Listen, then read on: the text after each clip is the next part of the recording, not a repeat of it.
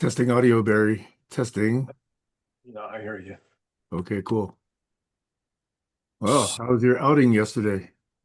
Oh, it was nice. We had an outdoor picnic. It was sunny and pleasant, and it was a potluck, so people brought all kinds of food. Any serious conversations going on? Well, it was chit chat. I mean, yeah, there was a few. I mean, people were talking about the Middle East a bit. There was some stuff about that discussed, but nothing earth-shattering. Any 47 supporters there? Oh, no, no, no. This is Toastmasters. They're all pretty liberal people. I wouldn't have assumed that, because there's a lot of people in business that just care only about business and making the profit. Yeah, but this is Lexington, Mass, so that's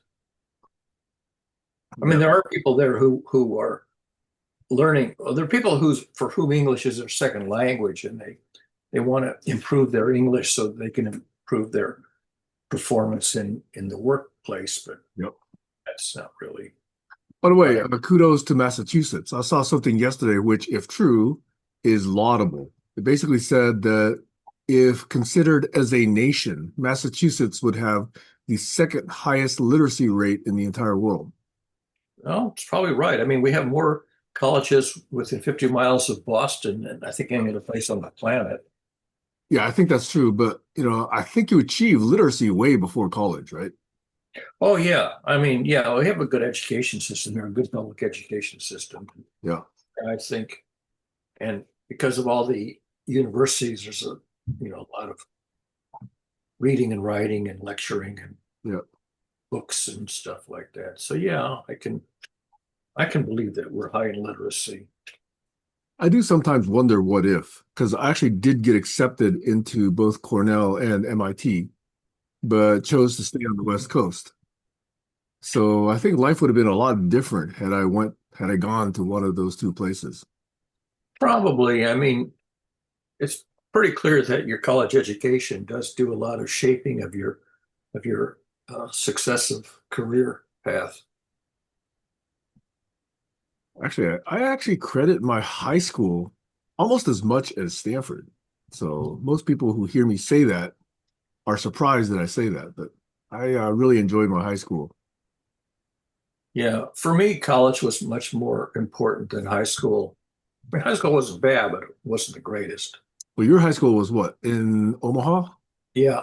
I went to the same high school as Saul Kripke, the famous American analytical philosopher, but he is 5 years older than me. So he and I were never in the school at the same time, but he was already legendary. I mean, the other students were always talking about, his achievements as a high school student. And I did study under his father. His father was the local rabbi. Well, let's welcome Eric and Sean. Hey, Barry, for the record, Sean was here yesterday as well. So we had kind of I would say it was quite an interesting conversation in topics that sometimes we don't get into. Hey, Stacy. Hello. I was just shooting the breeze and asking Barry how his picnic went yesterday. Nice. Surprised to hear him say that, as far as he could tell, there were no red hat wearing supporters there. You were surprised? Well, it's a Toastmasters, and the No, reason, I mean, was Barry surprised? oh, No, because I know all the people in the Right. club, and we're all pretty liberal. Yeah. And this is Massachusetts. This is Lexington, Massachusetts. So no, there aren't any MAGA people in that club. all right, thanks for checking in, Barry. Anybody else want to check in? Eric, we haven't seen you since last weekend. Yeah, it's been a rough week moving my parents into assisted living with my brother. Um, yeah, and coming home with photo albums and things from the 1950s and 40s that my parents saved. Oh my. Yeah, I just uploaded 125 photos to our family album on Apple. Oh boy, something. Can you Like, believe that that time hmm was only like a decade or a decade and a half from the Second World War? yeah, I And have we're now picture. about to start Third World War? Yeah, right. My uncle was in Okinawa in World War II, and I have pictures of that. Um, my dad was in the Coast Guard in the Korean War. So yeah, why do we keep getting into wars? Because we're stupid, in a word. Yeah, we don't learn from history. We don't learn, period. Have we ever learned? Well, I mean, a few people do learn, but their wisdom doesn't get propagated very much or very So the far. society as a whole does not learn, no matter how much research there is, and no matter what Engelbert are tried to do. I mean, yeah, the STEM disciplines, forge ahead, but the only way that affects people is products, technology products, which they just buy but don't understand how they work. Right? And looking forward at AI, I'm wary about. I mean, there's a lot of skepticism about its use in education going forward and the impact it's going to have. Yeah. But we don't have to talk about any of that. What's important? I don't know. Sean, Stacy? What? What that was garble, whatever you said, Sam. I said Sean, comma, Stacy. Anything Oh, in the last 22 hours or so? oh, you're muted, Sean. Thankfully, I have no I have no news in the last 24 hours. I had a hot date, but we don't have to talk about Yes, that. we do.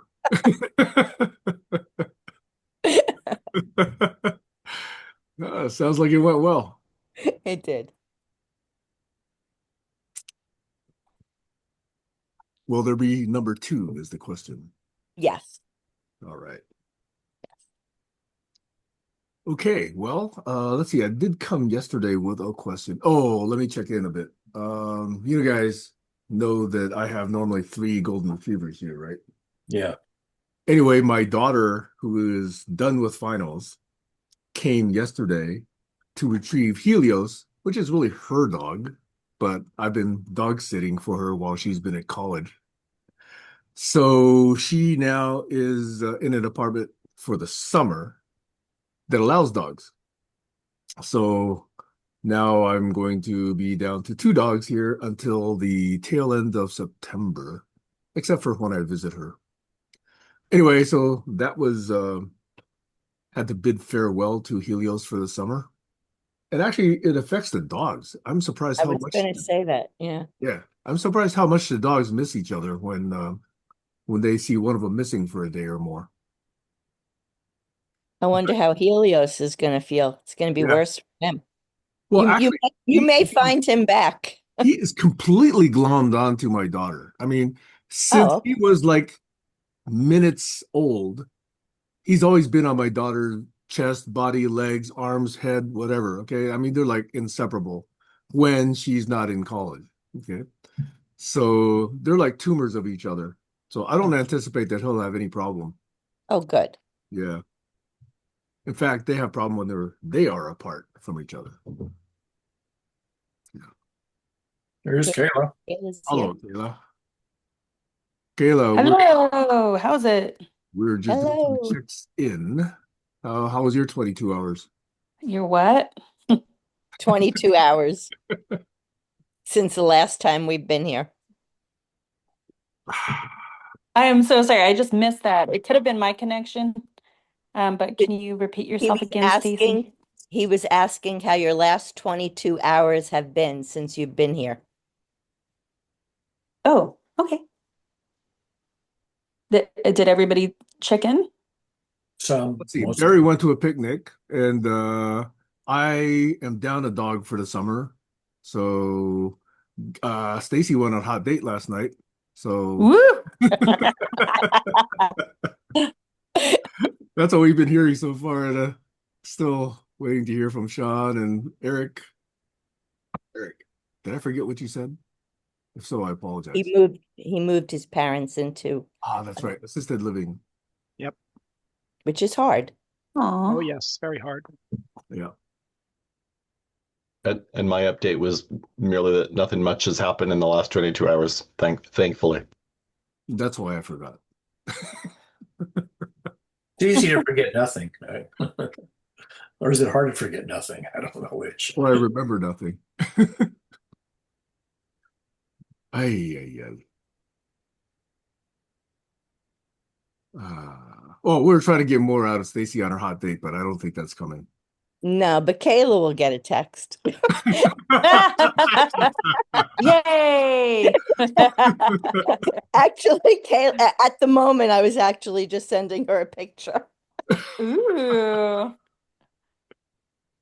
Kayla, would you like to share your screen?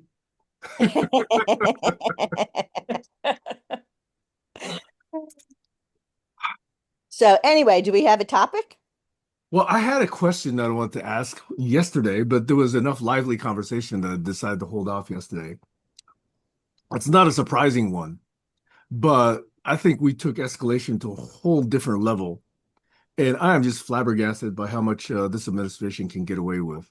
Specifically, ICE is no longer even appearing in military style uniforms. They're just appearing in normal drag without ID, without marked cars.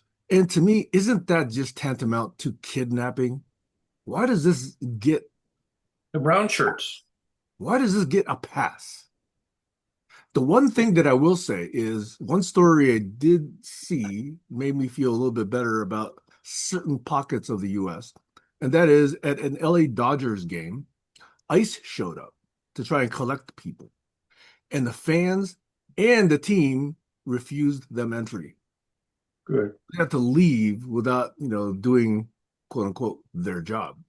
But look, if I just got 20 people in unmarked cars and dressed in sweatshirts and masks and whatever, and just said, hey, I want to round up, I don't know, you name it, minority, you know, why would that look any different at all? It's the same as January 6th. And I believe Christy Noem has pretty much confirmed, if not outright, that those Proud Boys, quote unquote, are hired into quote unquote ICE, and they're the ones doing the collecting. Now, it's been rumored a lot already, but even she has hinted that that is now the case.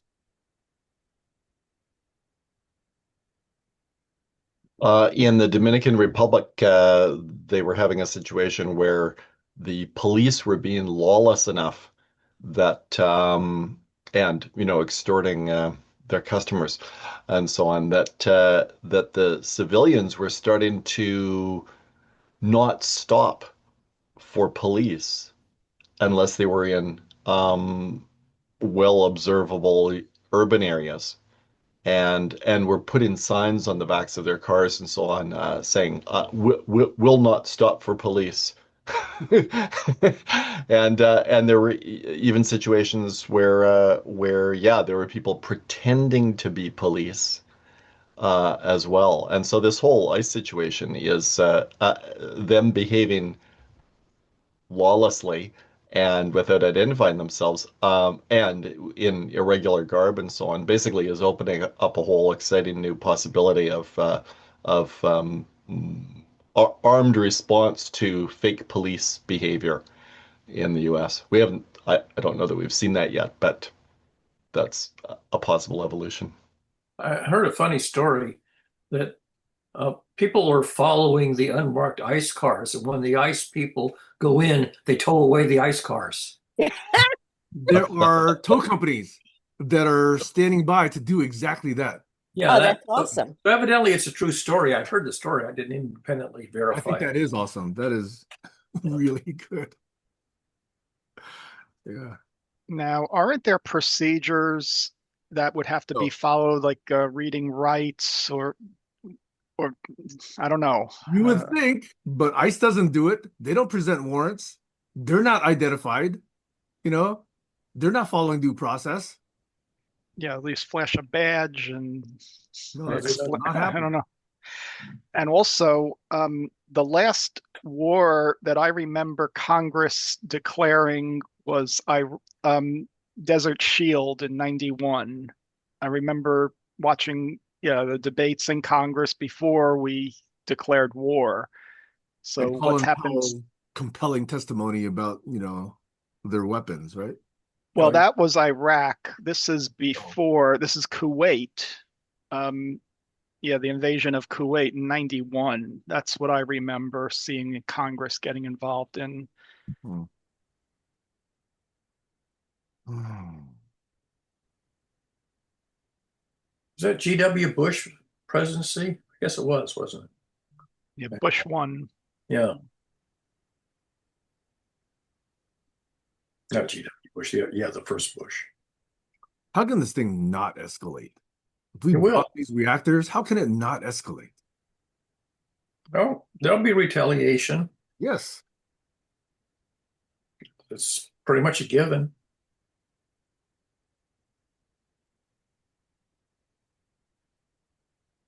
We ready to change the subject? Go ahead. Okay, good.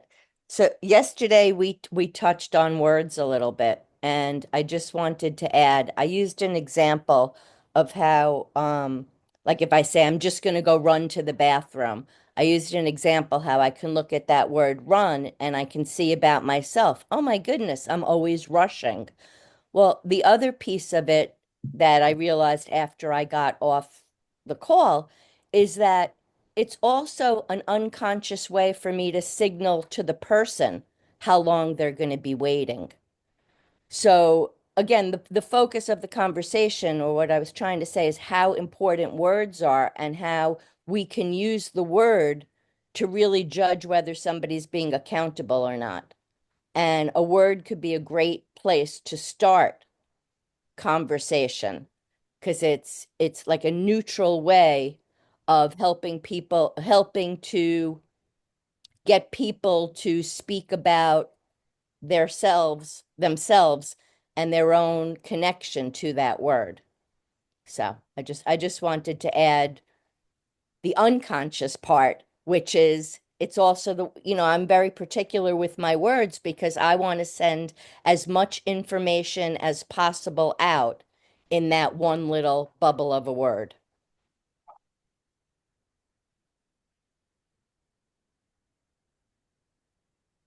I often find myself in conversation, especially sort of fun bantery conversation, um, uh, essentially trying to overload multiple communications onto single sentences. So I sort of don't feel satisfied unless there are two or three kind of levels of signal in in in speech just for fun. So, But I so think there's an important purpose to that. I mean, it may be fun, but it's also very efficient. indeed. I'm remembering a disabled woman at my synagogue who really thought a lot before saying anything, and then in just a few words, she made her point, and it was, yeah, very interesting to see. It's a skill. Yes. Yeah, it's It, useful still. yeah, even in writing, Strunk and White, the book of how to write term papers or whatever it is, yeah, they really try to teach you how to be concise. Yeah. So I just wanted to call attention to that skill and that it should be something that we should maybe focus on getting people to try and develop. Yep. And I'm concerned about people developing skills in the age of AI. I think that a lot of tendency is just to not develop yourself as much.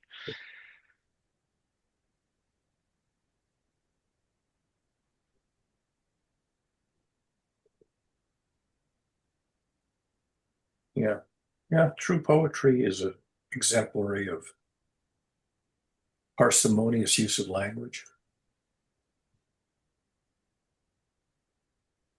Just an interesting tangent on that.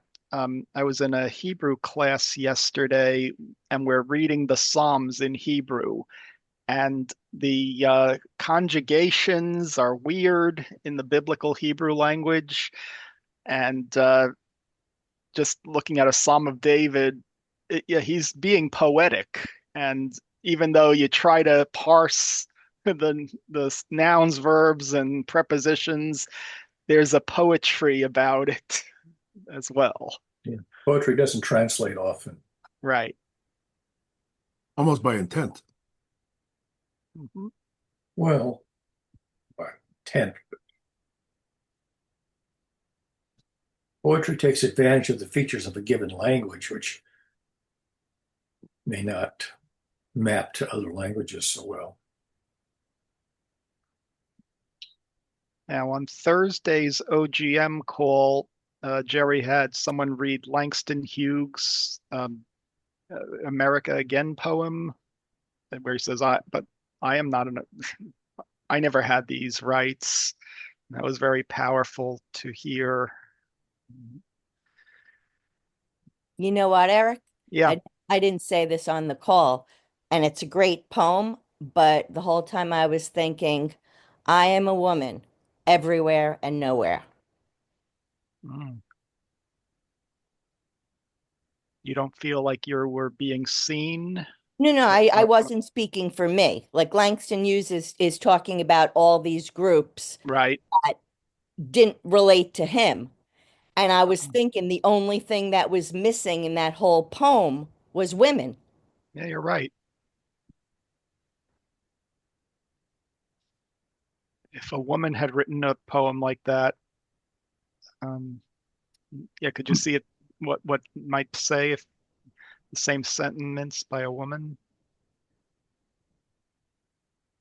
Yeah, I mean, I wasn't disregarding any of the sentiments, but I was just in my own mind, I was noting that nobody seemed to be aware that Yep. that's the one missing group.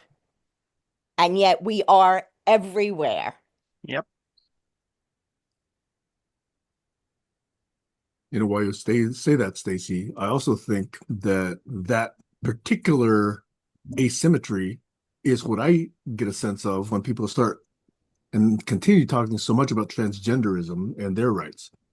I understand the point, but they're a much, much, much smaller population than women are, who are more than half the planet. So how you felt is how I feel when the trans uh, conversation or topic comes up. Over. Yeah, but I'm looking to include more, not to, exclude anybody. I mean, to me, transgender rights are human rights for everyone. I look at the rights given to the least and recognize that if the least gets something, then everybody else will automatically get it. Did I imply otherwise? I picked up that there was um some friction about caring that much about transgender rights, but maybe I was wrong, but Not that's at what I heard. all. In fact, I was, basically resonating with exactly the intent that you had expressed. Oh, okay, good. There It's was an interesting how interest. you read that into what I say. Well, I wonder what anybody else thought. There was an interesting episode on Radiolab yesterday that in the bird species, female birds can mate and cross-fertilize each other's eggs without a male.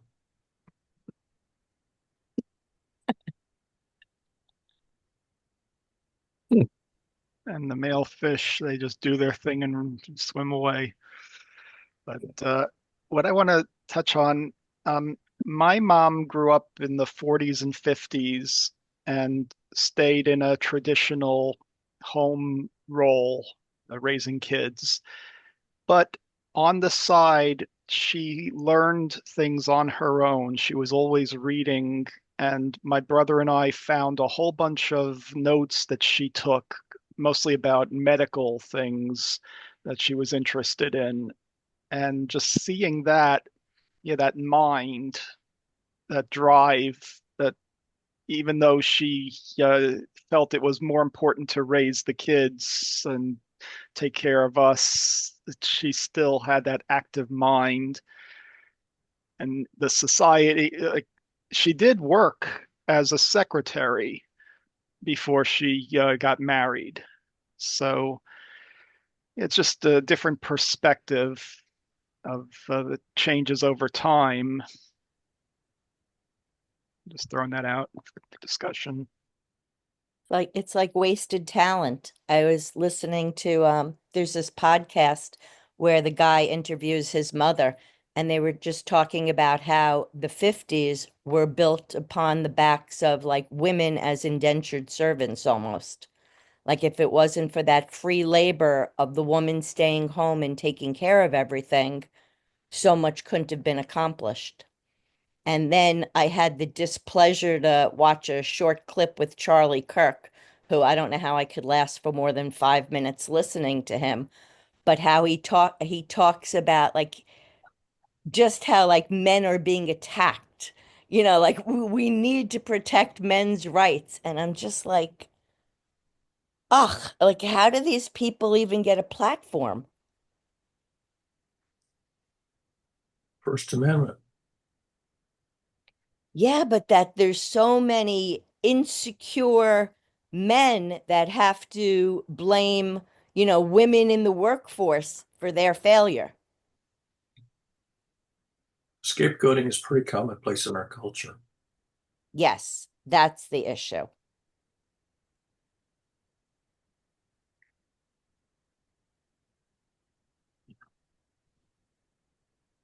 I could be wrong, but I don't see that as much. I don't know. I don't remember seeing like females. And again, this is why I hate the whole idea of separating male and female because we all have that energy. So I'd rather just say I don't see I see the scapegoating happening in places where there's more toxic male energy than I see in just regular where it's more balanced energy.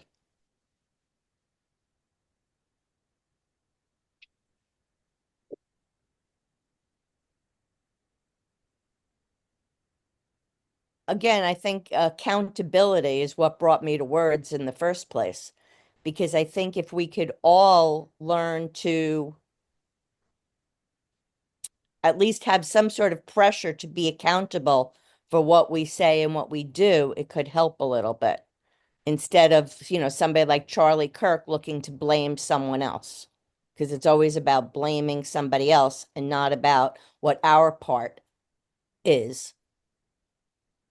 One of the odd things about accountability is that it leads to rationalization, coming up with a reason or excuse that's sort of really bogus, uh, because what a person did wasn't actually thoughtful. It was just a reaction, just an autonomous reaction. And then they come up with a rationale for it, which is bogus.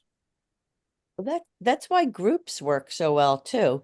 Like in a 12-step program, if you're talking and you're starting to rationalize your behavior, you have other people that are knowledgeable about that have experience with similar circumstances, enough so that they could point out the bullshit.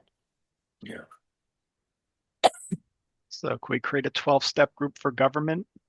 That's what we need. We need a Maybe just 12-step. maybe just a two-step. They'll I never attend. Starting with ethics is the first step. Actually, if you First, remember they the have to say, I am powerless, Mhm. sorry, I'm a corrupt politician. My name is Donald. I'm a corrupt politician. We'll never even get that far. Well, if Jesus came to Earth and talked to Trump, would he have to repent? Be No. locked up. Yeah, exactly. You'd be thrown in jail by ICE. But seriously speaking, I think there should be a 12-step program for living. And I think it should start in kindergarten. Well, addictions are very powerful, and there are brand new addictions all the time. I mean, I just heard about people who are engaged to their AI companions. Well, I'd say that's an addiction.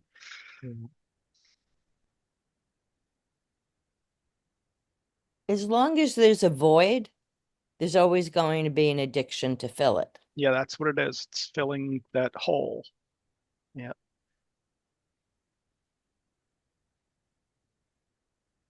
Would one argue that that's healthier than heroin?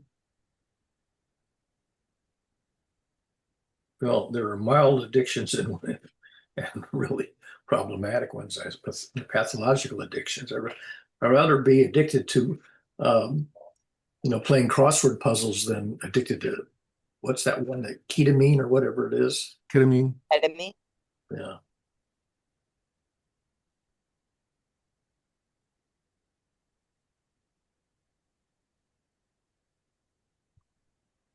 And I don't like when addiction words make it into mainstream dialogue. Um, yeah, things like um, I can't remember specifically, but that bugs me. Like, and like computer programmers do that sometimes. Is it something about? I can't. You mean Like words like like losing your stack pointer. No. Um, withdrawal and think like I don't know what you mean by addiction words. um, things from drug culture that made it into mainstream dialogue. Like paraphernalia? No, it's I can't remember right now. Or is Well, it that, I think sorry, go ahead, Sam. I mean, we do use the word addiction when we talk about social media and Facebook, etc., which I think is also borderline. People do act as though they're addicted, but then does it necessarily follow and does it align with the formal definition of addiction? Yeah, it does, I think. Right. So that was the point I was trying to get across about whether or not let's say, an AI bot addiction was as dangerous as let's say, a heroin addiction.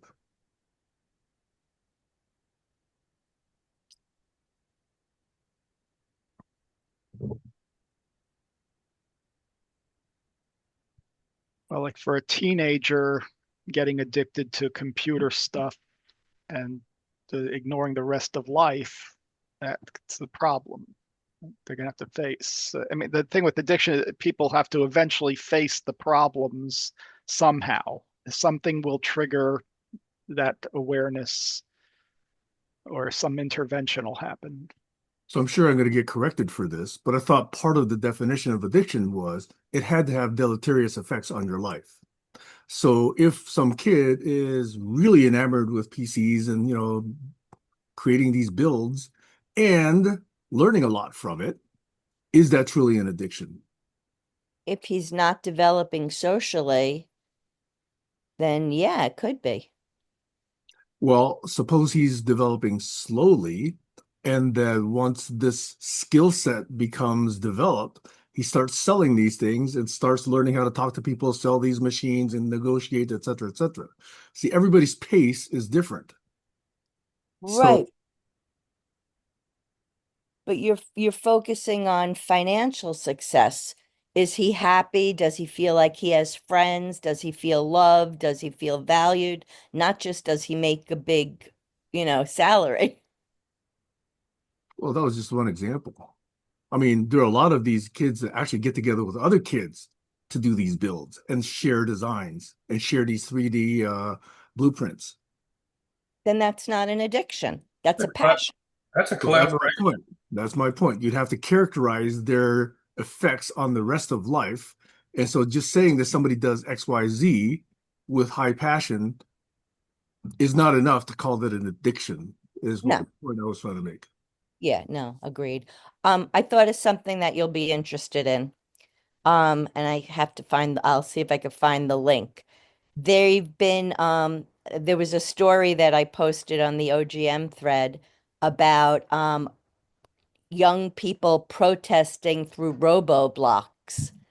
And there have been they were protesting ICE, and there have been over 1 billion hits on these sites that are doing something through the video game. I mean, I don't know what RoboBlock, I've never been on it, but I will look for it. I thought that was really interesting. Yeah, I think protests can happen wherever people congregate and can communicate with others. Like, for example, I saw in a store that sells piñatas, they now have ice caricatures, Oh, in so that people can actually beat them, with the piñata sticks.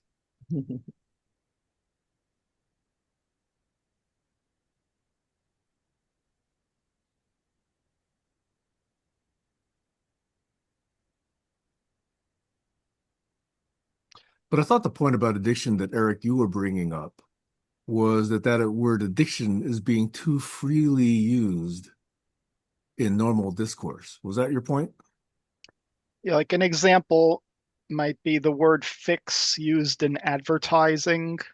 Like, Like, you know, get your fix with this? Yeah. yeah, now because the word is loaded, Yes.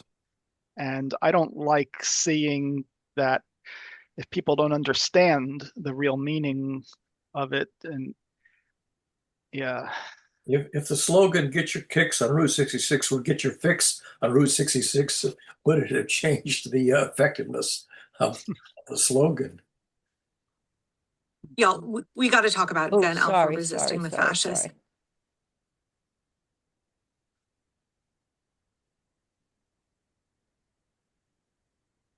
That sounded like somebody else's voice. It was, I was looking for the link and I hit Oh, it and it was a video. okay. That resolves my confusion. Sorry. This is how to I get got shit it. I'm fast. sorry. I'm If you want trying to drop get out this, of it and start. okay.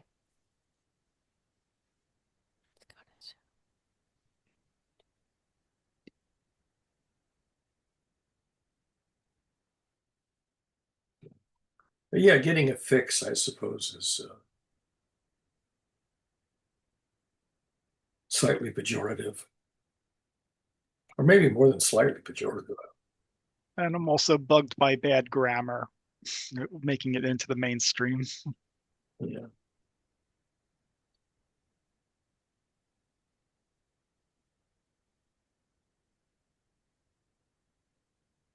Why does that bug you, Eric?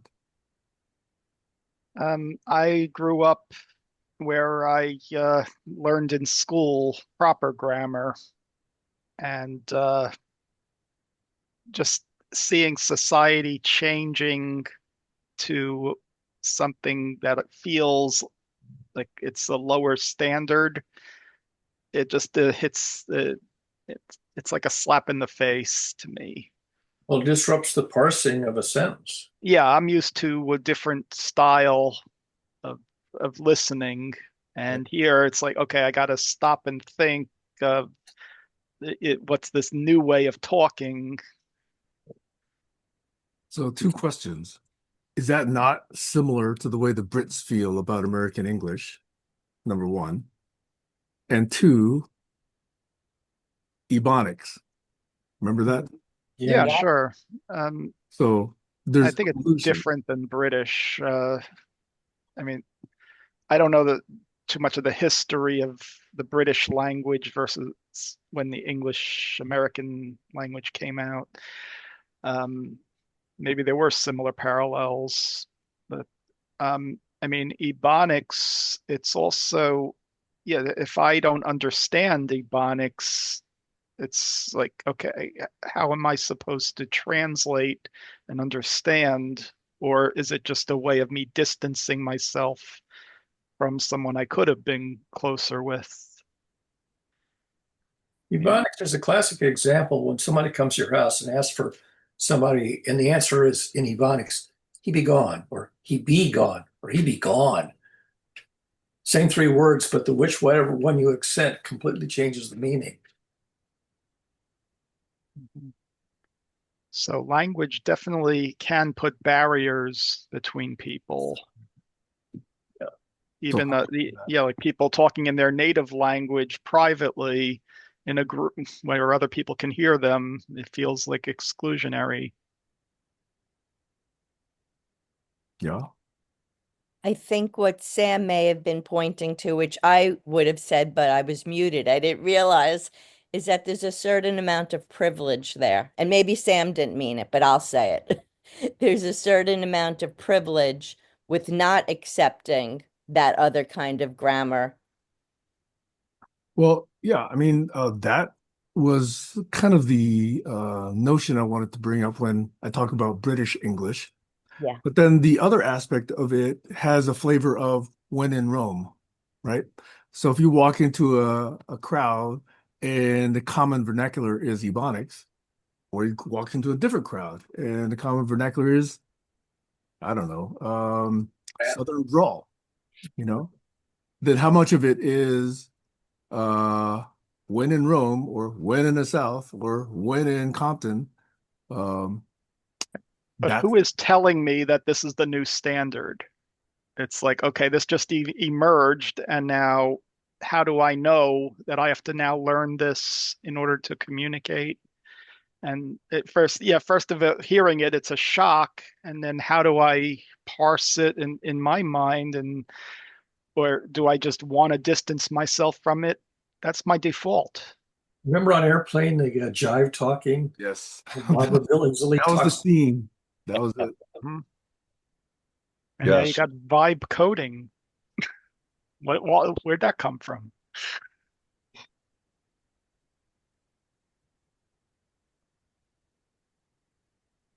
But there's a larger picture there that I was trying to get at, which is there is evolution and there's cultural adaptation. And by its very nature, people are going to try and evolve themselves, their own cliquish, Yeah, idiom. Teenagers right, do as well. Just look at the LOL and, Yeah. OTS, et cetera, et cetera. right. But there's an exclusion of older people in that.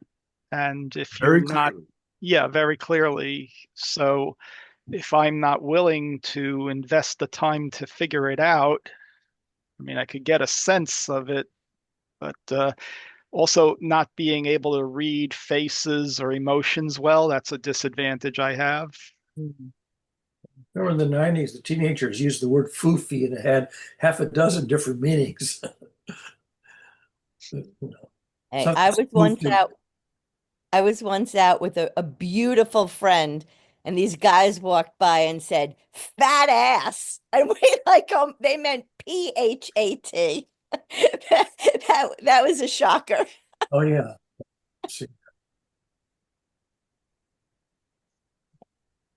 A couple of points.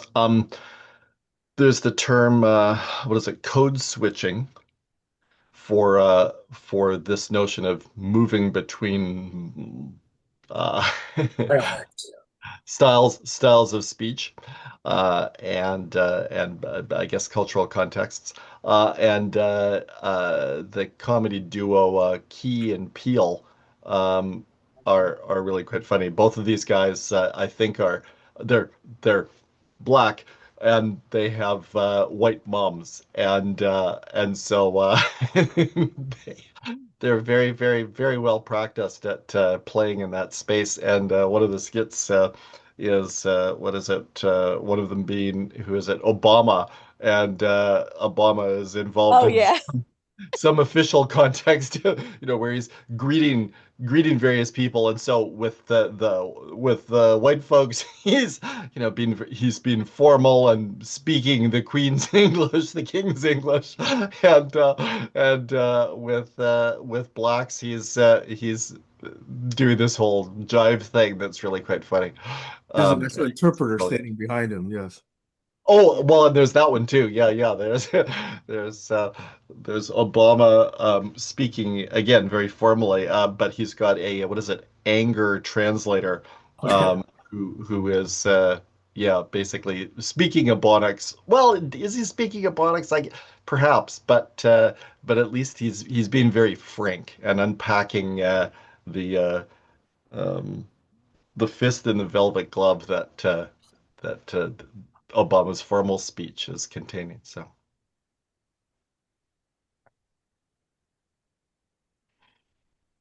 Yeah, euphemisms.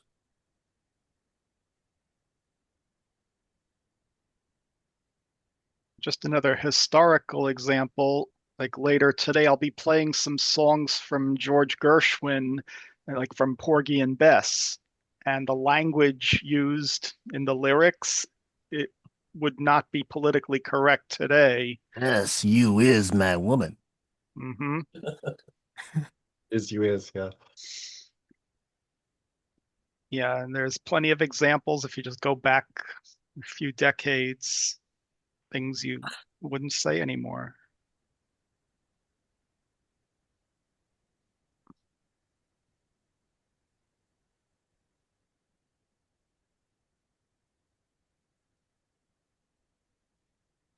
When communication was much more expensive to produce and transmit, people had to take a lot of care to make sure that what they were creating and transmitting was worthwhile. Yeah. Now it's practically free. Yeah. And accordingly, people put much, much less effort into what they create and transmit. It's That's bad. actually a natural phenomenon. So it shouldn't be a surprise that the signal to noise ratio has gone way down. Now, And should we criticize that? Or shall we just say, hey, we need other tools. We need some, bandpass filters. We need other kinds of filters so that we can actually sift that signal from the noise. I would start with the human piece of what we were talking about before, which maybe use less words and think more carefully about what you choose to say. Yeah, but by human nature, I don't think that's going to happen. You've seen it. Well, then human nature is not going to evolve and get better. I mean, if we want to be better humans, we have to take some of the actions and practice some new behaviors to become better. So I agree. And I put it much more bluntly. I say we have to decrease the amount of stupidity in society. With incarceration if necessary. No, I'm saying I'm that's a joking. very blunt way of doing it. Some people don't like it when I speak bluntly, but Well, that's essentially what it comes to. decreasing the number of words and having to think about which ones you say more carefully will aid in that. I agree, but it has to start with education, right? It's not going to start with anything other than education. Otherwise, it'll be inauthentic. I agree. That's why I introduced this whole metaphor around words and polluting the environment with words. If you take the next step beyond words, that's principles and concepts. And once you get there, then you think about actual reasoning and logic. So there's a whole progression of education that must be necessary. And that's why I go back to teachers. Teachers have a formal responsibility in society now to determine whether someone actually is competent with words, language, reason, arithmetic, basic facts, basic evidence, reading, writing, composition, etc. And if teachers aren't given those responsibilities to determine who has passed and who hasn't, what are they there for? And so my suggestion here is to give a much more influence to teachers. Now, there will have to be safeguards built around it, yes, but there are a lot of teachers already in place who want to do this. It Over. occurs to me that the most common message transmitted on Facebook is not even a word, it's clicking like or dislike. And the algorithm is collecting all that data on every user, what they're liking and disliking, and therefore getting a characterization of every user. and also sentiment analysis. Yeah. Yep. Yep. In terms of teachers, there are professional standards for teacher training that are taught, but I'm not sure what to make of that. It just what are those standards? And it seems, in a sense, it could be like protecting the system. I agree. That's what I see. I agree. In fact, what was I reading lately? AI Leadership. It's a book, but it was about, and it went into detail about how when Rockefeller felt that he needed more people in the workplace, and this has been attributed to other people as well, but specifically Rockefeller created the General Education Board or something like that, GED, was it? And so he specified standards for what it would take to get people educated to the level that they could actually become good factory workers Mhm. or other workers. Okay. But he did not go as far as to actually make sure that they understood critical thinking. So specifically, there are rich people who've done this to, influence formal education in this country and influence what gets taught and what doesn't get taught for their purposes. Now, start from there. It's an imperfect system, but there's already millions of teachers. They're in place. They have a responsibility to say, Johnny, pass, fail. Okay. But I think now, if we're going to mandate that everybody goes to this institution for 12 years of their life, give it some meaning. Okay. Yeah. So That then, meaning should be if you're incompetent, you don't get to vote. And now there's a lot more to be said, but that's the primary thesis I really want to work on here. Over.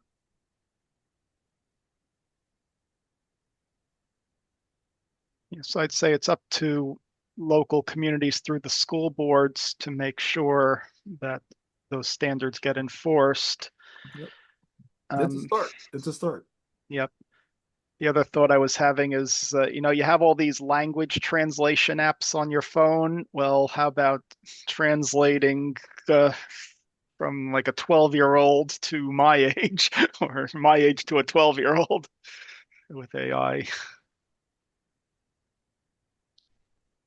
Now, clearly, one of the problems with that is community standards, for example, are what is supposed to determine obscenity. Hmm. And we've seen those standards change from region to region, right? But you got to start somewhere. And by cross-pollinating these ideas, hopefully we can attenuate, the extremes and get to a much more widely agreed upon social standard. But we got to start, today in reality.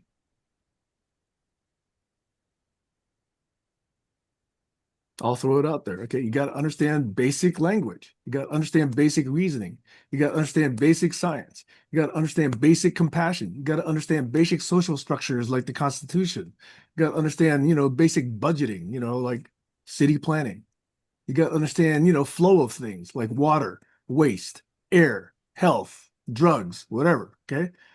There's a whole set of things somebody has to learn to be competent enough to actually cast a vote. Otherwise, they don't have any idea what they're doing. And then it's just, oh, I'm voting for that person because he's taller and more attractive. That's it.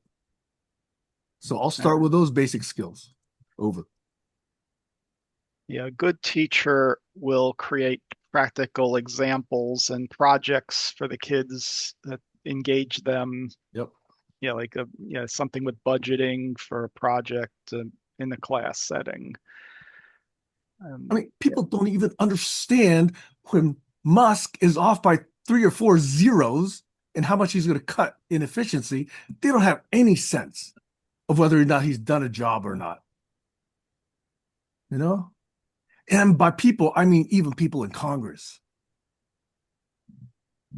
I'm not sure that I understand the framing or the voice with which we're speaking here. Uh, what power when we when we say should, um, who's going to enact these pronouncements?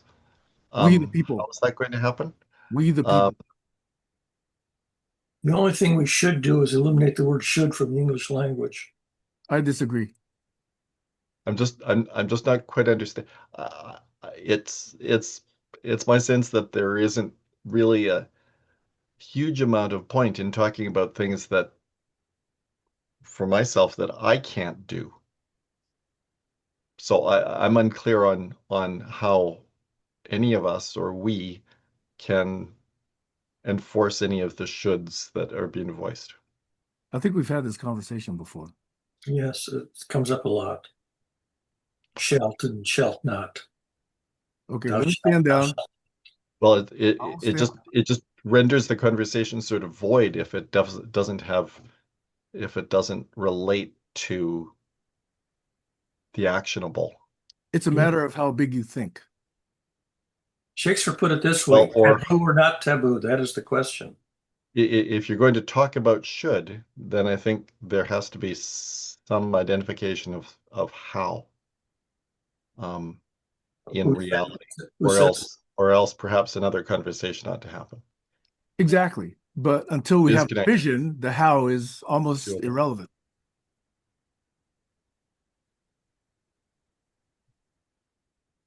I mean, any change has to start at a local level. So if you're involved in a community, if you have kids in school or anything like that, it's getting involved.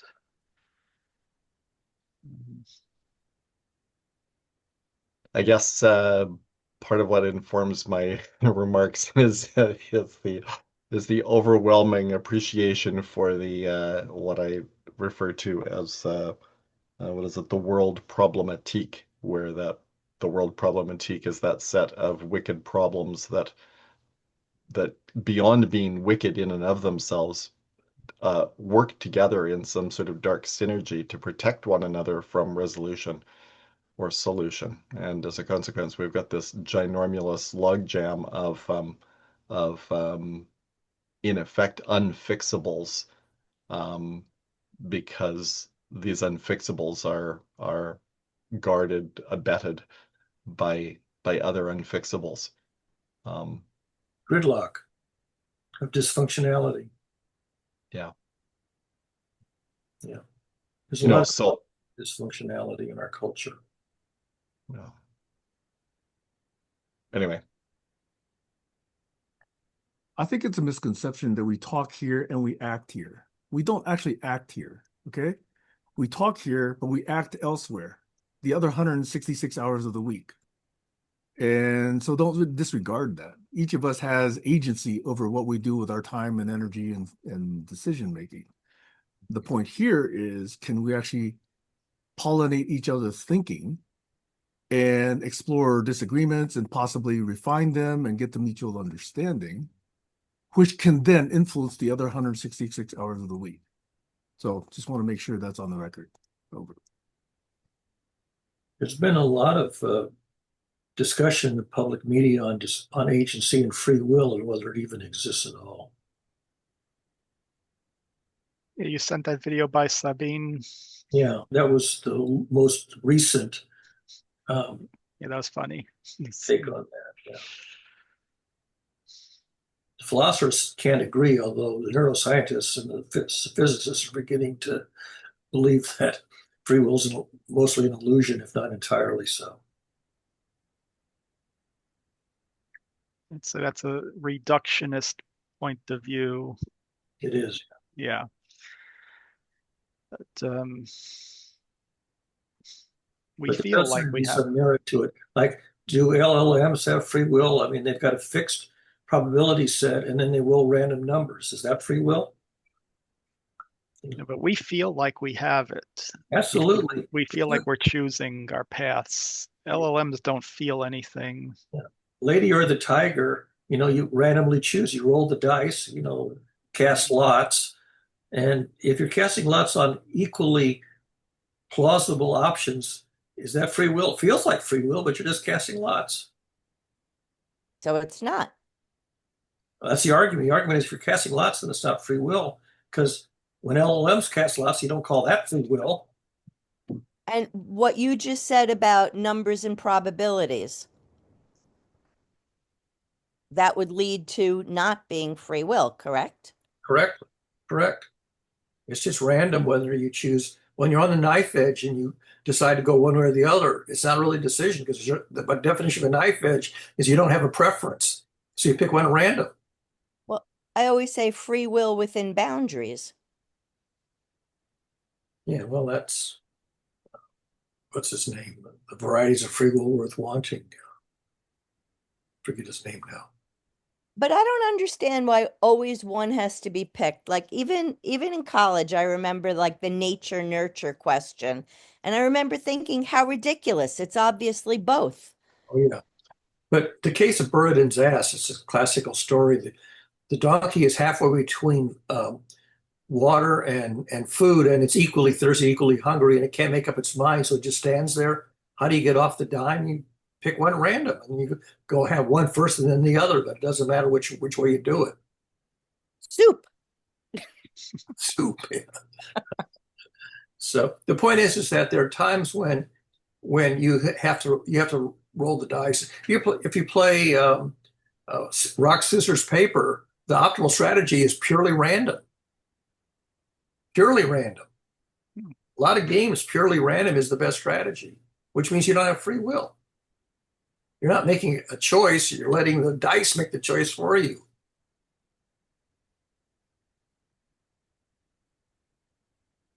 I remember we cannot really understand everything going on in our brains Yeah. to the quantum level. There's a limit to what we can know. And so we need to invent a purpose for our lives. Rationalization. But there were some studies in neuroscience where um, you can measure that the brain has made up its mind before the person has made the choice, but the person who makes the choice believes they made the choice, even though the Right. brain was already had chosen, tacitly before. Yeah, there's very weird quantum effects that we don't know how that's happening. Maybe there's So, higher dimensions involved. Who knows? But the agency and free point will is, is we're here, and the world's at war. And how do we process that going forward into something practical for what we're going to do today, tomorrow? And or throws you into despair because yeah, that's one all, choice you because have. all options are bad. Yeah, you have a choice to stay in bed all day Right. or And uh, Zen says, the optimal choice is to intentionally do nothing. So let it ride. Don't make a choice. yeah, but then you have to weigh your risks. Like, what's the risk of a civil war coming to the United States over this? You know, Or there's if it does, fears. Yeah, how do you cope with your fears, and how do you make something positive? How do you stay positive in the face of all the crap? or how do you resist a bureaucracy that's made a stupid choice? Well, there is an optimization scheme that says, well, let's minimize the amount of global suffering there is. And maybe the way we minimize it is to get it all over with in about 0.1 seconds. Okay, maybe not. That would minimize it because then we'd be, you know, without the generations and generations of other pain that will necessarily ensue. Then everybody So would you got to spend be less you of their got to be lives. very careful how you try to optimize and play this game. I think that, playing the, oh well, it's all meaningless because it's all random and I don't have free choice. Yeah, you can do that, but then you give your life no meaning. If you want any meaning to your own life, you have to make your own meaning. You have to That make your own choices. You have to make your own, set of actions. could be And an illusion. that's your own choice as well. Could be an illusion.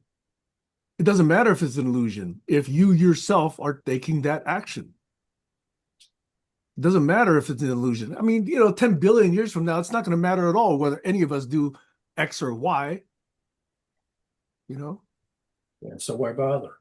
Yeah, because right now we're not living 10 billion years from now. I'm living right here, right now. even just looking back 100 years, there's lots of people we have no idea what their lives were like. That's right. So, yeah, the point is what matters individually to each of us. That's right. And Maybe the ones who made stupid decisions died off and didn't have descendants. So we're the Well, it's descendants too of the bad ones, that they don't die off anymore. We let stupid people live and procreate. or we elect them to high office. That's right. so you want to test before you can procreate. Yeah, pass this test. Are you Yeah. sponge worthy? Well, that's eugenics, isn't it? No, I say it's our education system, which we don't actually enforce. I'd much rather actually, take Finland's example. They actually care about education, and therefore they produce intelligent people. We voted for a regime that got rid of the Department of Education, That's how stupid we are as a country. which means that we may go extinct, and the Danes may be the surviving culture. Well, they're not the only ones, but yes, they'll be one of them. By the way, if you play rock, The Finns, by the way. I didn't speak about the Danes. the Scandinavians sort of lump them all together.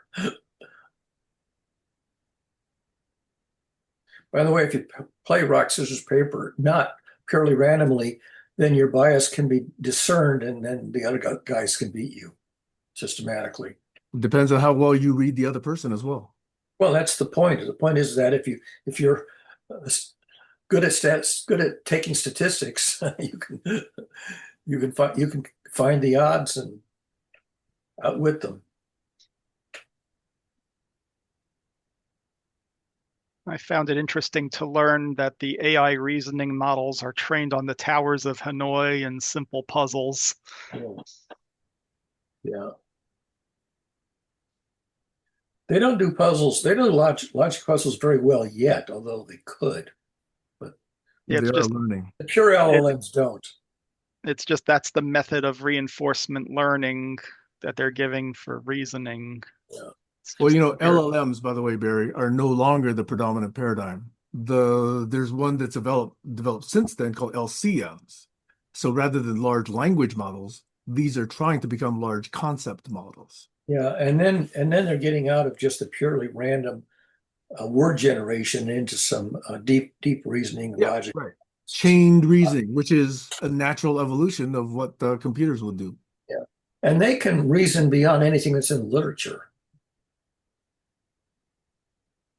And this used to be expert systems, right? It can also we also have to process a mountain of data, which the human brain simply can't do. Yeah, that's the garbage in problem. That's what I'm seeing. So much garbage getting in there. Well, look, they're able to address phenomena in a logical sequence way earlier than they used to be, okay? Because all the stuff that they're processing right now, turning data into, let's say, Tokens. symbols, in humans, used to be called life experience. That's what it was. You used to take humans and ask them, if you're in this situation, what would you do? That would become a rule that would go into an expert system.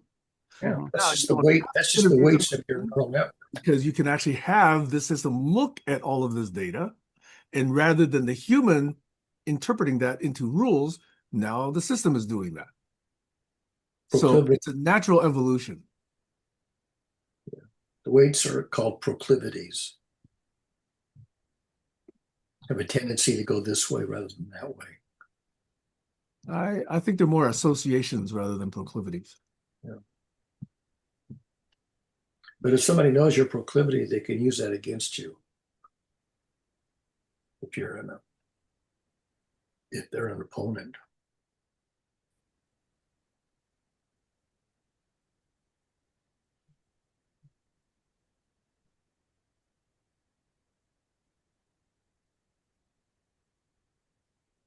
There's a whole literature of that in the prisoner's dilemma literature. Whatever the algorithm has a proclivity, you can find a counter algorithm against that one.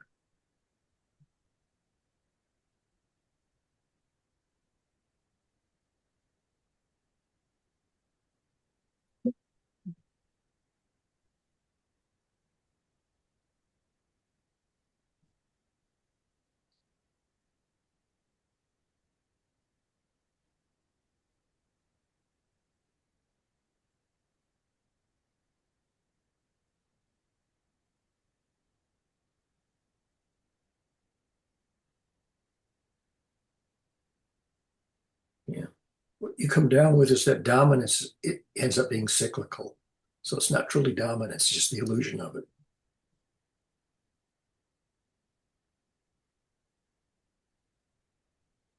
A beats B, B beats C, and C beats A.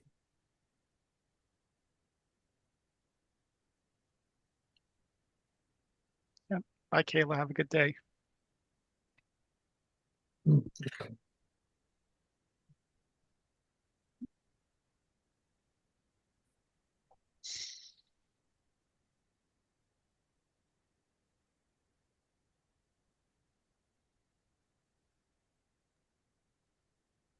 I was think just I should head out. I think I should head out, you guys. Nice to see you all again. Yeah, good seeing you, Sean. you, Sean. Bye, Take Sean. care.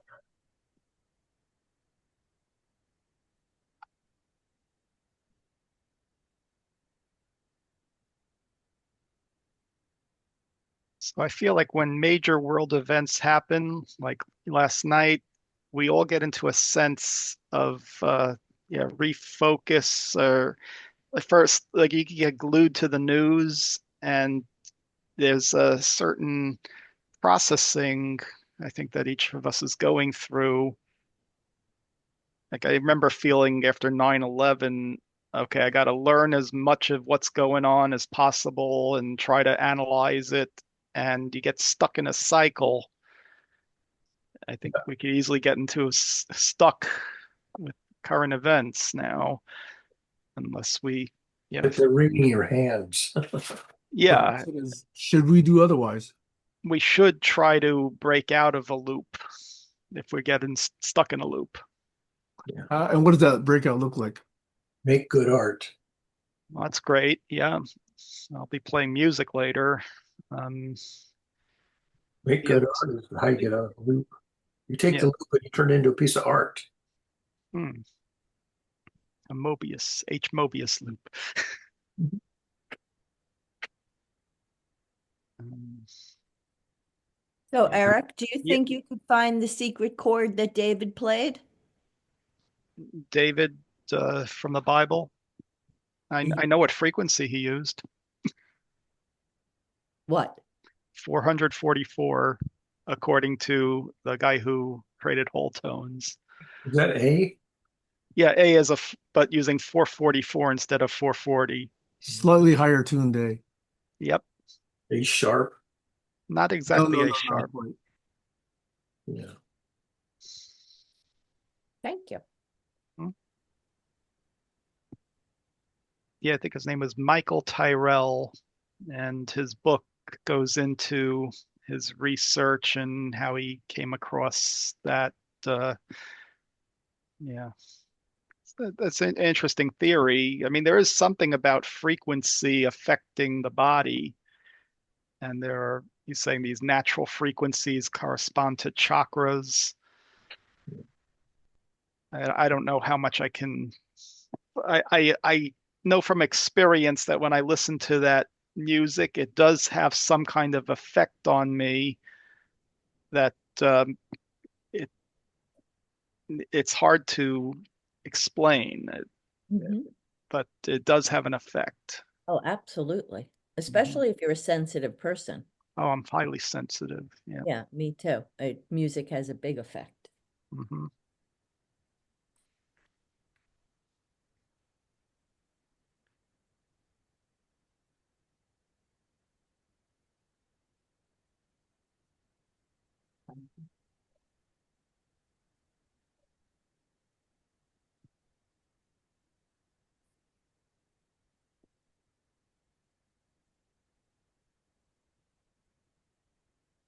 It's like individually we could escape from the war mentality, but a lot of people are just stuck in that mentality.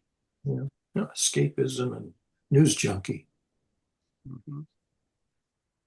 Okay, so let me take another tack since I've been rather blunt lately. Just make art,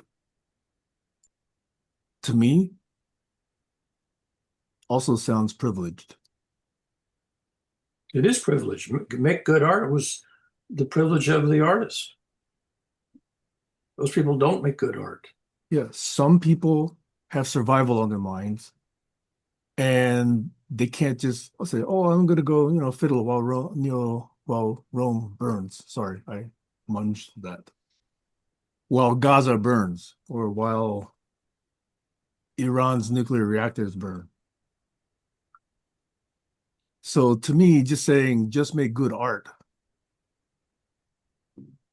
I didn't say just. It It's one way to get out was of a the loop first is to thing make out. it It was the first thing out.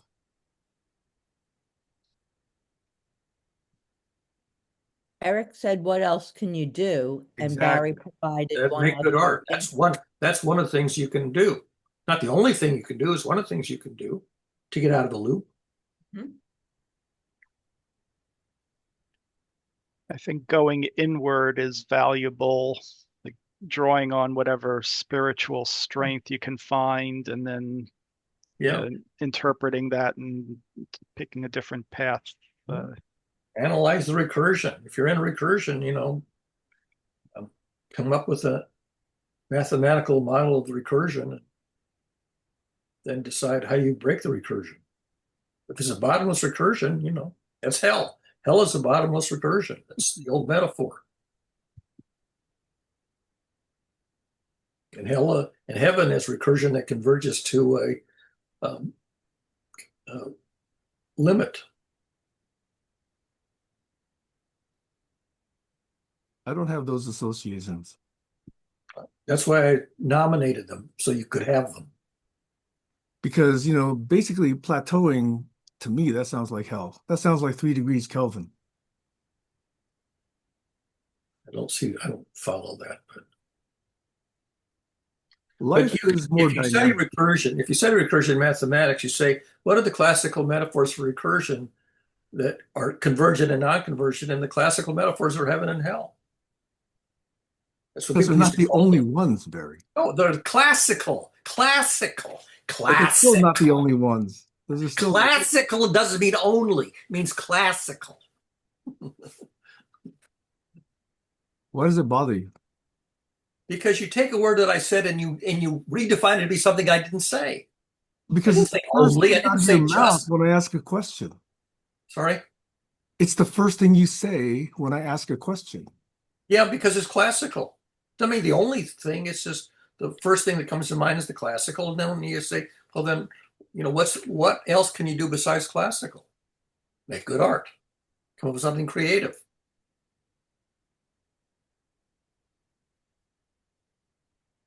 So going in, I get that point. I think, for me,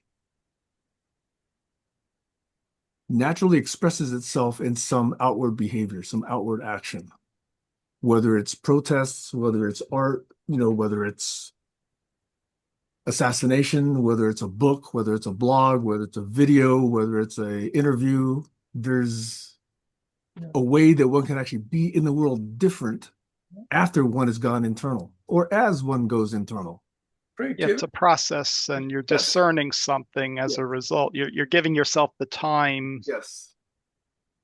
Yeah. Yes. Take to something classical refocusing. and reinvent it, make it creative and Mhm. update it, and more effective than the classical methods are. Yeah, it comes out in different ways for different people, and you're really applying your talents to whatever it is. For me, it may be making a video or mashing up videos and Or a different app. yeah, whatever it is. Yeah. Making a cartoon or a video or some new form of expression that only technology now allows. The organ music that can do more than acoustical instruments. And it Mood may not synthesizer. make sense right now, but maybe in 10 years, 20 years, I'll look back and say, oh, yeah, that did make sense Yeah. in 2025. You create a new paradigm, a new departure. I'm going to get off now. Have a good week, everybody. Thank you, Right. Stacy. Next It's week. good hearing from you.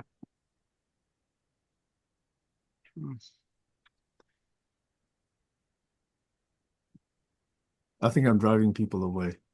You are. I am really trying to ask blunt questions, and I think some people don't like that. Well, it's not the blunt questions. It's the being receptive to answers that can be nuanced. Don't just Now, let One me honest thing. bring something up. So, like growing up Jewish, I was always taught Israel can do no wrong. And now I have to question that. And it's hard. Yeah, well, the Um, king can do no wrong. The and pope like can do no now, wrong. Sam, you were talking about watching Al Jazeera, and I've been trying that, trying to understand it, but I still, when listening to it, I hear things that sound triggering or they sound manipulative, and it's hard for me to get beyond my upbringing. I commend you for bringing that up, actually. I Hmm. think that's very, very good.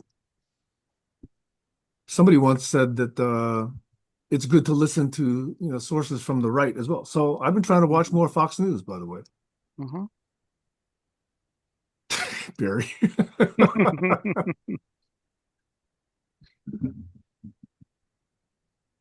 Well, yeah, it's part of our accepting diversity. We, I think diversity is important. Right, It, right. I do agree with you. And Barry, my response to you, and again, this is going to be put bluntly, is when the answer comes back very quickly, to me, that is flip. That is not nuanced. Not only do you have to look at the nuances of the answer, but I think I would like the nuances of the question to be considered before the answer is offered. And I don't hear that often enough here. Because you don't wait for See, that was too quick. conviction. That You was don't very wait. You quick. don't wait.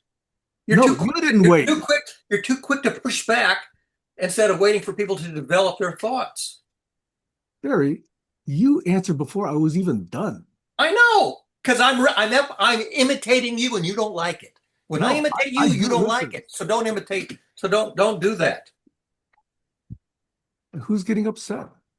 I'm pushing back on you, pushing back on me. No, I'm asking an authentic question. I would like these questions to be, thought of before the answer is All given. right, then write the question down, and I'll go off for a day and think about it, and I'll Barry, write a this is blog a post about it, and I conversation won't answer forum. right now. This is a conversation I'll forum, just take Barry. it offline, and I'll write it back. I'll write it up in a day or two. Okay, is that what you want? This I'll is a write it up in a day or conversation two. forum. No, that's not what I want. Because this is a conversation forum, Barry. And you I choose don't to like come this. to, Doesn't work. It's no, not you working. come to, Barry, you choose to come to a conversation forum. I come out of courtesy, but I actually don't appreciate this very much, to tell you the truth. I know you don't, because I'm asking you questions about nuance. And you don't like my answers. No, I'm very curious about your answer. You're the one who doesn't like the question. If I didn't like the question, why did I give you an answer? Why did I just forget about it? Because Just you throw the think you question already away. have the answer. Sometimes I'll give you a classical answer to begin with, and then we'll see where we go from there. Does the classical answer work? If not, if it doesn't work, figure out what's wrong with the classical answer and what are the nuanced answers. But you can't. The thing is, you have to give one sentence first. You have to give a sentence first. Then the second sentence comes later. That's not the issue. The issue is that the one sentence comes in less than half a second So what's wrong with that? because it hasn't considered the nuances of the question. How do you do nuances? You have to think in sequence. I don't think in Exactly. parallel. I think in That's why sequence. thinking requires more than half a second to respond. But you got to begin someplace, or else you don't begin at all. I agree, but why not begin by considering the nuances of the question? Then I never speak. I never, because somebody else will speak first, and I'm just sitting here auditing the class. I don't think that's so. I've spent time auditing and not wonderful responding. titles. If people speak up, and if I don't speak up, I never speak at all. There have been many. Sometimes I've waited 20 minutes to bring up a point that goes back 20 minutes. I think all of us have. Yeah. I find I often don't get exactly what the point is from either of you. I need time to process it, and maybe I'll need to re-listen at a future date and when I'm more receptive. Because there was some things said today, I didn't get it right away. It's damned if you do, damned if you don't. Yeah, I mean, So maybe it's a double standard. it's just yeah. I need the processing in my brain to get to an understanding. or appreciation, but I value your presence, both of whoever's here. Yeah. But double standards do annoy me. It's damned if you do, damned if you don't. So It's basically not you say, that simple. I'll don't and go away and do and participate in some other forum where I don't have to have a double standard. Barry, what I'm asking you is, you criticize the conversation forum, you want me to write things down, and yet this is a conversation forum. Yeah, which makes me very uncomfortable. Okay, I see that. I get it. But what I'm trying to suggest is to listen for the nuances in the question before firing back with a response within half a second. Then I never fire back at all. Because That's if I not start true, thinking Barry. about doing this, I'm going to think for a day or two. You're welcome to do that, but also that's not true that you never get to speak.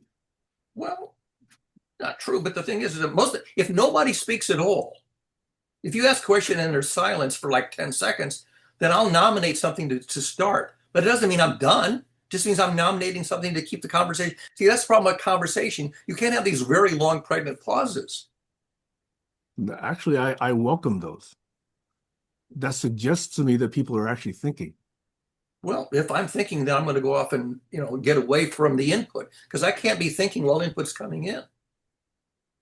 I'm just going to mention, I find it interesting when AI takes a little bit longer and I see it doing some sort of thinking, because when it fires back a response right away, it's like, uh-oh, I didn't expect, oh, wait, hold on, I can't process it yet.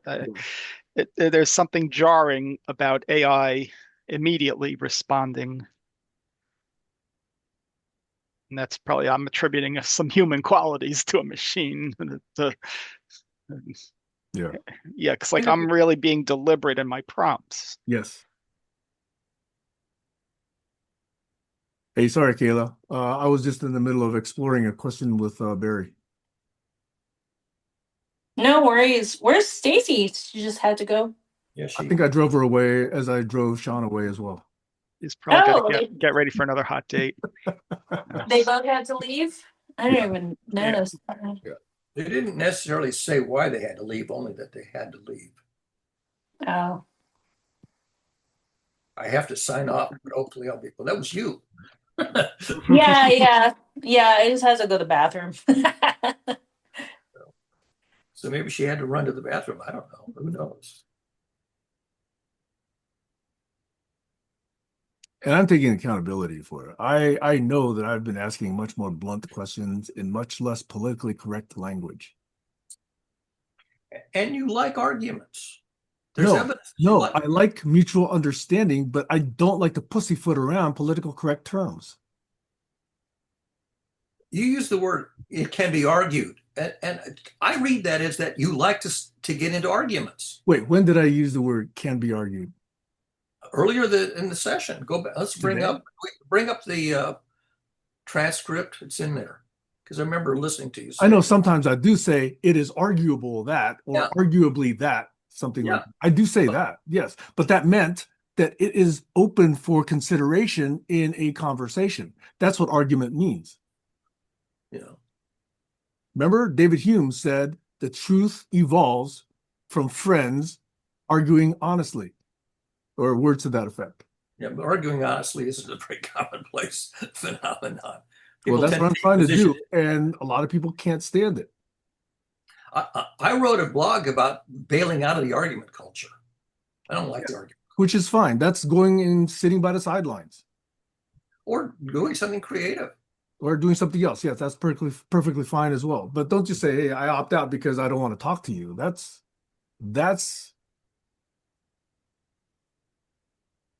not engaging in a reasonable way. Well, for me, a reasonable way to engage is to do research and then write something up after doing the research. We don't have time to do research here. This is a live conversation. When are you going to do your research?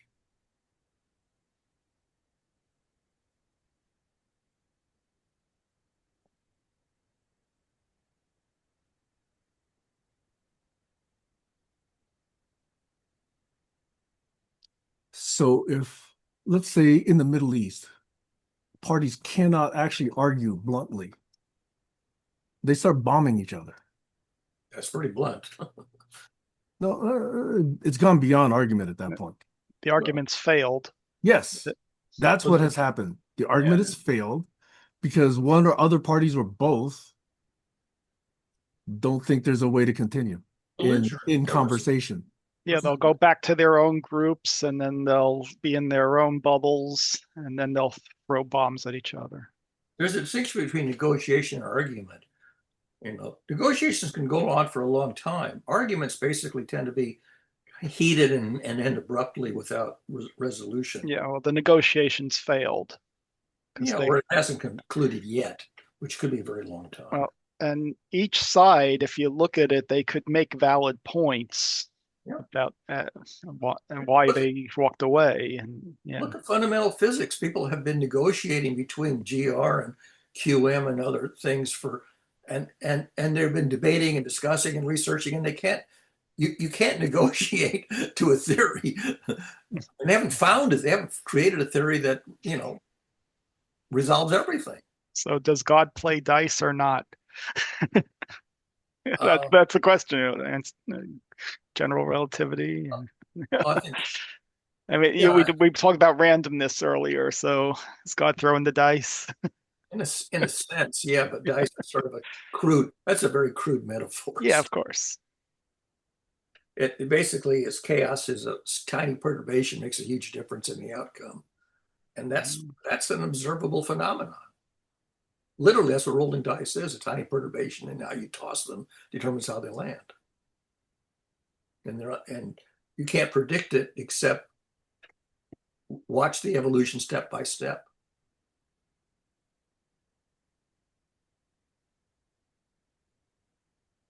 As a small aside, I will get back to this point, but as a small aside, since we bring up science, Barry, did you see the reference that Voyager has encountered a very hot region just outside the Oort cloud or near the Oort cloud? I haven't seen that. Very unexpected, something like 5,300 degrees Kelvin. Really? Oh no. Is that just new? Is that a new headline? I just saw that in the last 24 hours. All right, then I haven't seen I it. don't know if it's bullshit or not, but I just saw that on YouTube. All right. Oh well. Anyway, back to your regularly Yeah. scheduled And programming. do we know that its instruments are working properly? That the thermometer didn't break? Do we even Yeah, know that those anomalous messages are coming from Voyager or from someone else using Voyager? right. I mean, the video that I enjoyed was how they repaired the communications when we lost communications, how they After had what, to 2 weeks? they had to dig into the memory, plug work around the memory to get it communicating again. It took a lot of research to do that. Yeah, that's what I found fascinating. Arguably, they just did the research. Yeah, how people 40, 50 years later can know what to figure out a Okay, strategy to. here's a question. Can you imagine sending Windows 3.1 out there Yep, and being able to do that 45 years later? it's playing solitaire. I Yeah. don't think so. Well, the stuff that goes into space, it has to meet a lot of standards, and yeah, for really old operating systems, they're able to control. And robustness is a big Yeah, element in the engineering. Well, Windows is way newer than the operating system that's on Voyager. yeah. Well, 3.1 is non-preemptive multitasking, so it still has None of those some. are preemptive multitasking. None of them. Yeah, right. Hmm. Anyway, Yeah, I I mean, thought that was very interesting that came back from Voyager. yeah, let's give it time. Okay. Yeah, I don't like to just jump to conclusions. I like to wait until there's more Yeah, I'm not evidence. jumping. I'm just placing on the table something that I saw. Yeah, it's fascinating. Yeah. I mean, what are the possibilities? Uh, Yeah. Yeah. It's like yeah, it's like, using a dinner oh, menu. What are the possibilities? well, if you think about the solar wind, okay, is it hitting a barrier? All the solar wind stops here, and here it's very hot. Who knows? Yeah.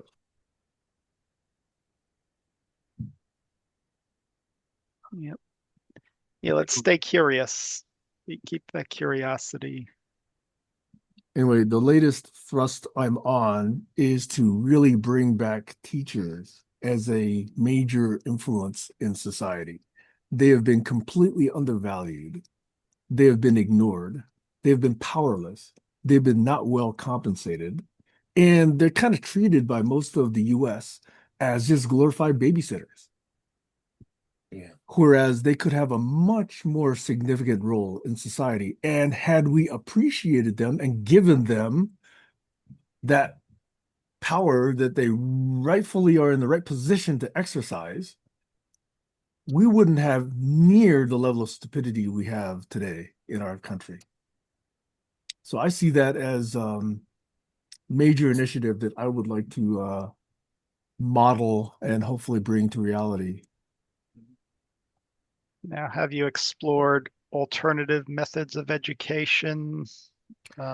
They all have So, to be considered. Yes, I'm not yeah. saying that the current system is good. In fact, arguably, and that's where I'll use this word, it's not.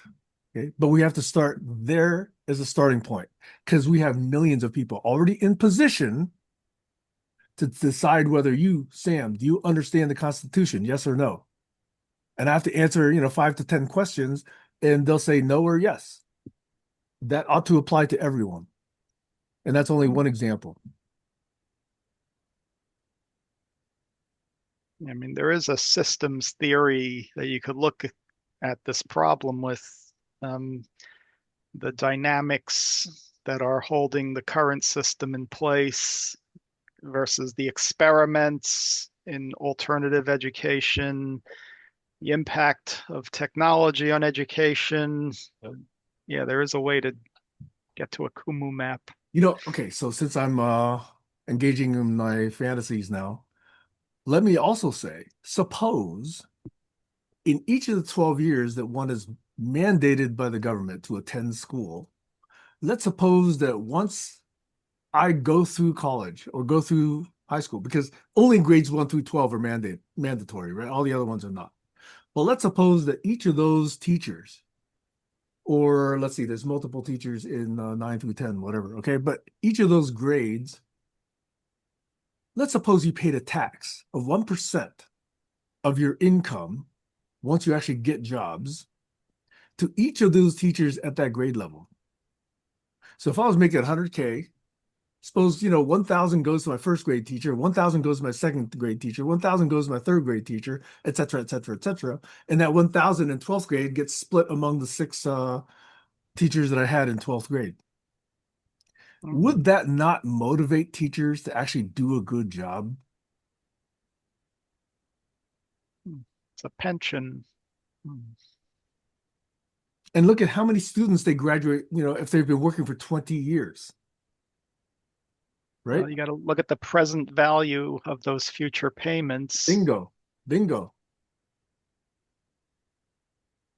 And if you didn't make anything, obviously you don't pay that tax, but then that would be less income for the teacher. And I was saying, yeah, should I have graduated Johnny or should I have made sure that Johnny really understood this concept? Obviously, it must be refined. I'm just expressing a fantasy at the moment. Mm-hmm.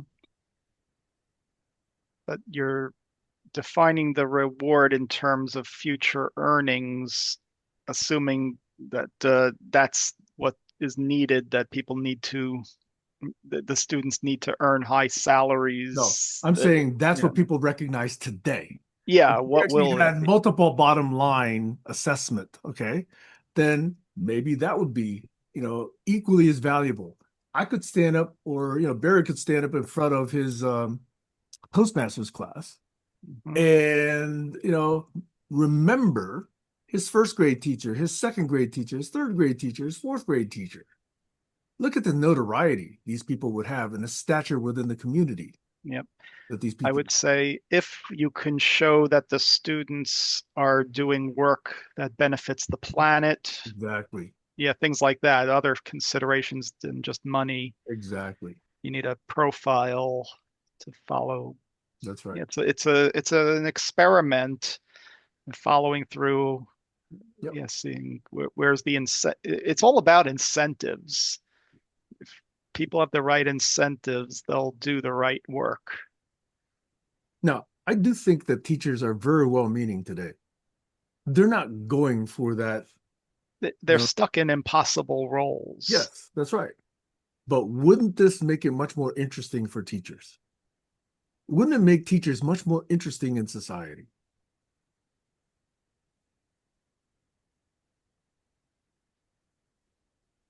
It's also about attracting the right people to become teachers.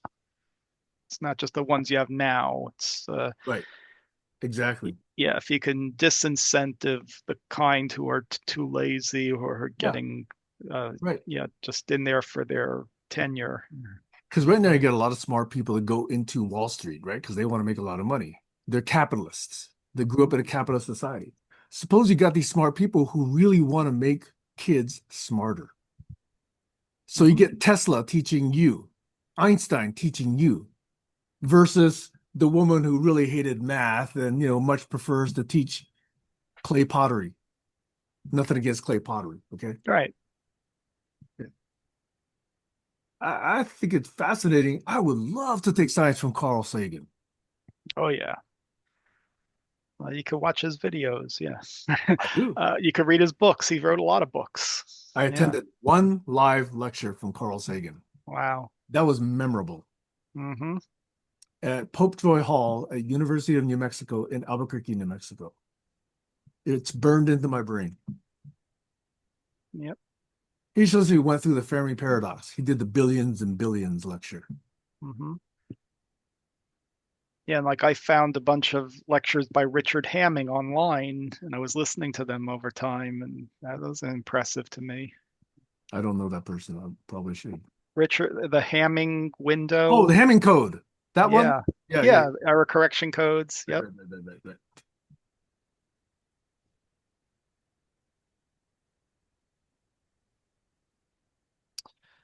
Speaking of which, a lot of things evolve naturally that look like genius, and maybe they are. But if you take a look at what they're trying to optimize over years and years and years, I'll give you an example. Sugarcane growth. Turns out the most effective way of growing sugarcane is to cut off all the lower leaves and use them to wrap the trunk of the sugarcane plant Hmm. so that the sun didn't damage those cells. Yep. And that grows some of the best sugarcane, assuming you like sugarcane, okay? Better than any other way of growing sugarcane. Yeah, well, regenerative agriculture using cover crops in there, yeah, maintaining your soil. There's all Yeah. kinds of great benefits if it's done right. Um, So if you were to say, hey, what genius came up with this? It's like, we don't know. It took generations for them to discover this. How yeah, tightly to wrap the cane, when to cut off the leaves, how many times to wrap it, what do you bind it with? It's all fascinating. yeah, and you never know when that flash of insight is going to come and who's going to get it, and how yeah, and then how to make it productive. And I submit that classifies as science. Oh yeah, any it's human knowledge base learning. I see. Organizations have a lot of learning to do now in the age of AI, how to productively make use of this technology, and yeah, just where does it fit? How to redesign organizations. And I'm struggling now with, okay, what would my role be if I'm going to help build AI agents and test them, and it's really redefining a career that was more technical. Now it's more, yeah, product oriented and experimenting. It's a very different way of thinking and working. I resonate with you there, Eric. Hmm. I've got the same issue. Hmm. Yeah, and I could read books, but that just gets me so far. I have to really play with the tools and evaluate the the results. I mean, it's an investment I need to make Yeah. in my personal growth if I'm going to continue in this area.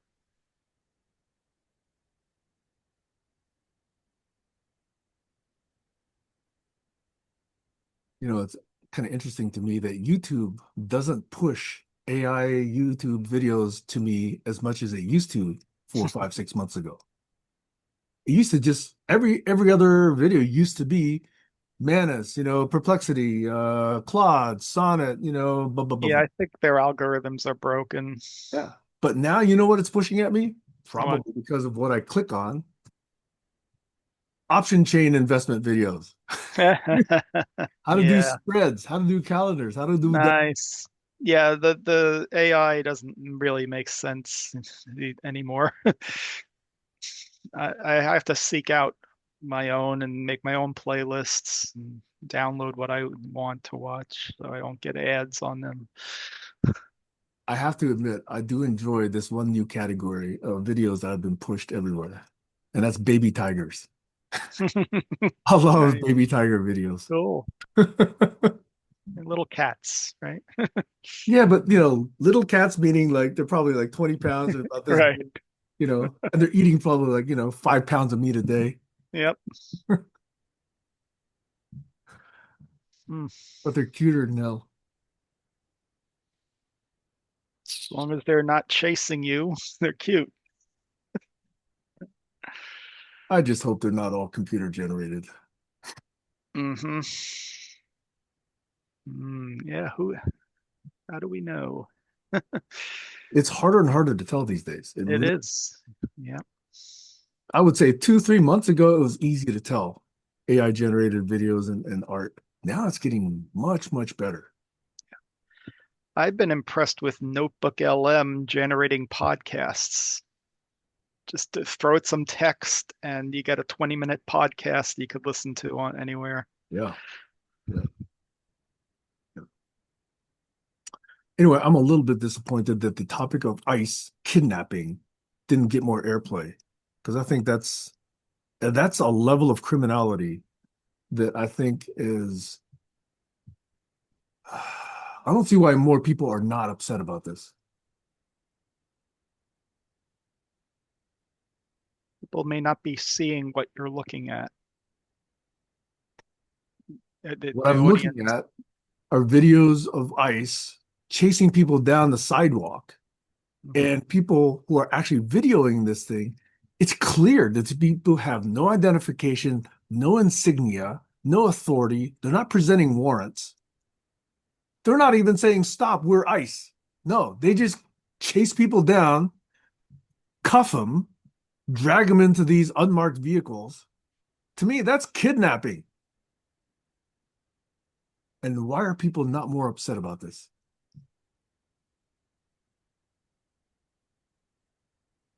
Yes, the first question is that video getting enough airplay in various audience segments? And then, or are people just not, they're just ignoring it?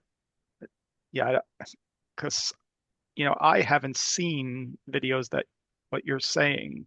I, it doesn't come to me in whatever feeds I get. Yeah. And I've been posting a lot about No Kings protests and Hmm. others and the anti-Trump protests. And I get a reasonable percentage of people saying, hey, why be so negative? Why don't you just, enjoy the world and be positive? And it's like, man, again, to me, that's smacks of privilege.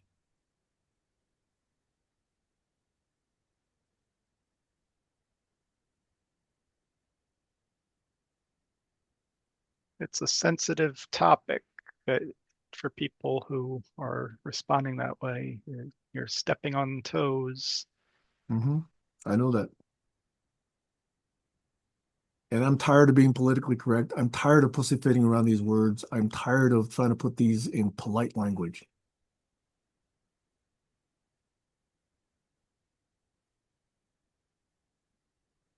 I don't know. Maybe it's me getting old. The question is, where are the people that you can influence where when like locally where are the steps you can take with your local Well, community, there are local communities here. I did go to the local No Kings. I right? do post to the local groups. People do respond back to me on those groups.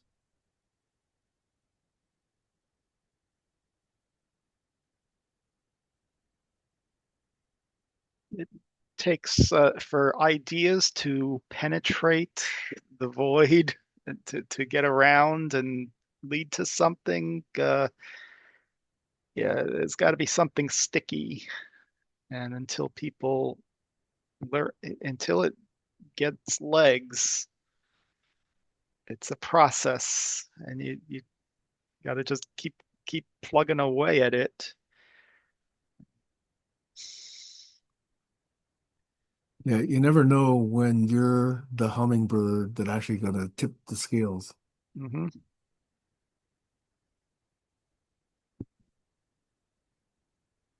I'm just hoping there's enough hummingbirds.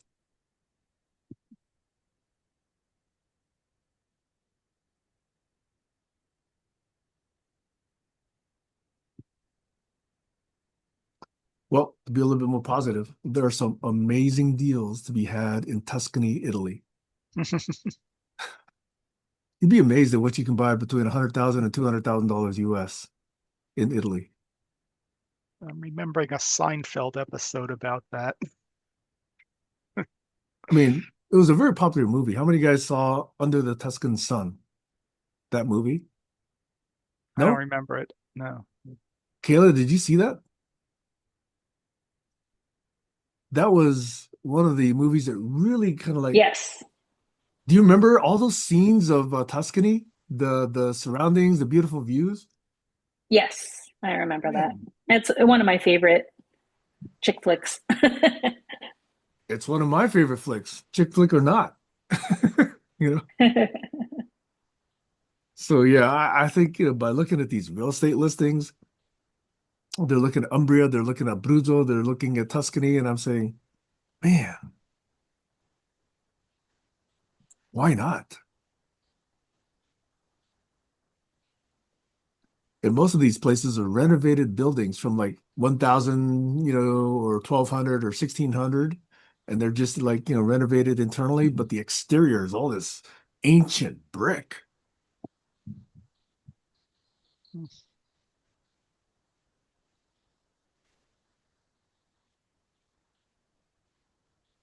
And a lot of what they do is they'll walk the town, they'll show you where the local bakery is, where the local pharmacy is, where the local convenience store is, and just get a sense of these little towns. And then they'll say, hey, it's only 15 minutes from that town, or 40 minutes from the airport, or 2 hours from Rome. It's kind of cool to say, yeah, I live right now 2 hours from SeaTac. How's that any different?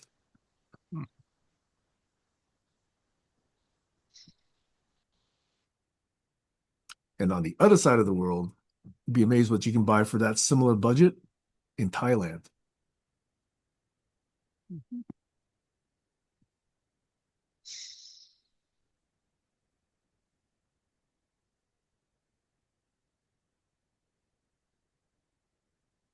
Anyway, so I'm fantasizing, but also recognizing that part of my bluntness is driving people away.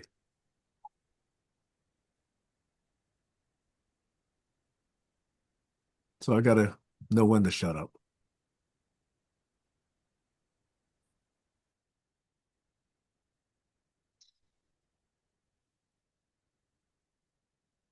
Yeah, it's almost one on my side. Yeah.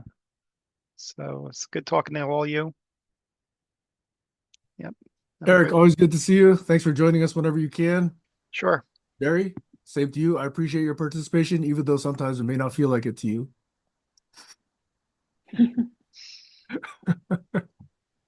1,000 years from now, people will be analyzing us. That's that's the point. Don't be saying, "Oh, Sam was a real asshole." Okay, so I don't mind. Okay, I'm part of history here. Okay, everybody, have a good one. Okay, You too. likewise, Bye. man. Bye bye. Bye.